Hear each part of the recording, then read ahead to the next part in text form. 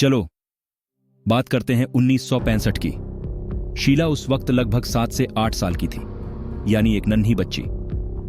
उस समय भारत पाक युद्ध की उथल पुथल थी। कश्मीर में तनाव बढ़ रहा था। पाकिस्तान ने ऑपरेशन जिब्राल्टर शुरू किया था।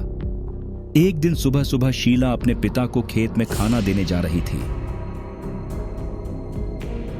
अचानक गांव में शोर मच गया। लोग चिल्ला रहे थे, जंग शुरू होने वाली है। शीला का दिल धक धक करने लगा। वो समझ नहीं पा रही थी कि ये क्या हो रहा है। तभी देखते देखते गांव में भारतीय सेना की टुकड़ियां घुसी। लाखों जवान, अफसर, टैंक, ट्रक और लॉन्चर गांव में तैनात हो गए। गांव अब युद्ध का मैदान बन चुका था। लाउड स्पीकर पर ऐलान गूंजने लगा, गांव खाली करो, सुरक्षित जगह पर जाओ, जंग शुरू होने वाली है। शीला की मां ने फटाफट राशन की छोटी छोटी थैलियां भरी, बच्चों को थमाई और कहा, जल्दी निकलो। शीला अपनी बहनों के साथ थोड़ा सा सामान लेकर घर से भागी। मगर शीला के पिता शौंकू राम ने ठान लिया, चाहे कुछ भी हो, मैं अपनी कर्मभूमि नहीं छोड़ूंगा। शीला अपनी बहनों के साथ पास के गांव गुरहा में एक रिश्तेदार के घर पहुंच गई, लेकिन उसका दिल बार बार अपने पिता और नानी के लिए धड़क रहा था। उधर सेना के जवान शीला के घर पहुंचे और शौंकू को बाहर निकालने की कोशिश करने लगे। चाचा, अब निकलना ही होगा, वरना सब मारे जाएंगे। सेना वालों ने समझा।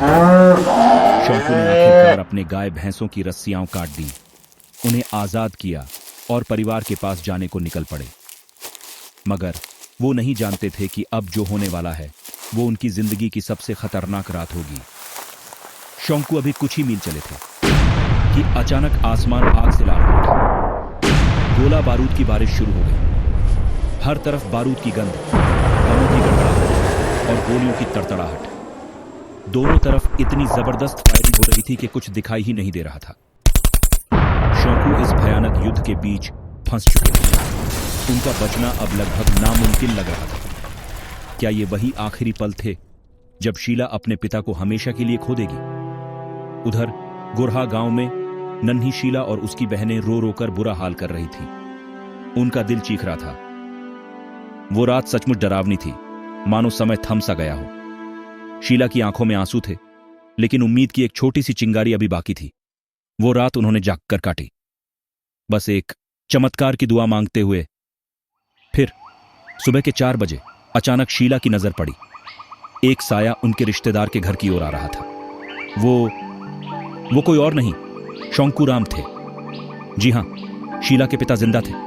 शीला खुशी से अपनी मां को बुलाने दौड़ी और फिर अपने पिता के गले लग गई।